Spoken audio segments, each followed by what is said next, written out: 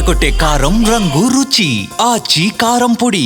వచ్చాయి రేస్లో లేరు, పరాజయం పలకరించింది కదా అని సీన్లో కనబడట్లేదు అనుకుంటున్నారేమో. ఒక్కసారి మేం ఫామ్లోకి వస్తే అదే మ్యాజిక్, అదే సెన్సేషన్ రిపీట్స్ అంటున్నారు కొందరు దర్శకులు.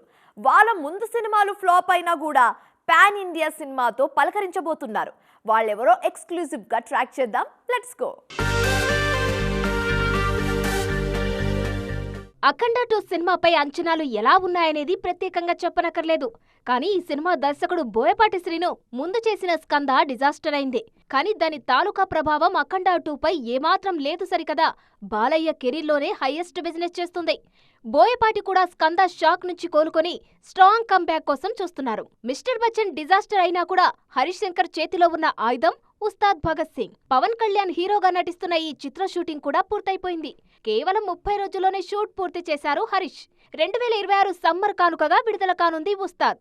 గబ్బర్ సింగ్ కాంబినేషన్ కావడంతో ఉస్తాద్ పై అంచనాలు భారీగా ఉన్నాయి. ఒకప్పుడు పాత్ బ్రేకింగ్ సినిమాలు తీసిన పూరి జగన్నాథ్ కొన్నేళ్లుగా మార్క్ చూపించలేకపోతున్నారు. ఇస్మార్ట్ శంకర్ బ్లాక్ బాస్టర్ అయినా అది కూడా పూరి మార్క్ సినిమా అయితే కాదు. ఆ తర్వాత లైగర్, డబుల్ ఇస్మార్ట్ తో డిజాస్టర్ ఇచ్చారు. ప్రస్తుతమైన ఆశలన్నీ విజయ్ సేతుపతి సినిమాపైనే ఉన్నాయి. సెప్టెంబర్ 28న ఫస్ట్ లుక్ విడుదల కానుంది. మారుతి సైతం స్ట్రాంగ్ కంబ్యాక్ కోసం చూస్తున్నారు. ఈయన చేతిలో ఉన్న ఆయుధం రాజాసాబ్.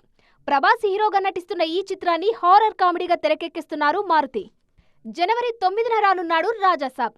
అలాగే సెన్సిబుల్ సినిమాల దర్శకుడు కిషోర్ తిరుమల సైతం రవితేజ సినిమాతో కంబ్యాక్ కోసం చూస్తున్నారు. వీళ్లంతా ఫ్లాపుల్లో ఉన్నా అద్దిరిపోయే సినిమాలతో వస్తున్నారు.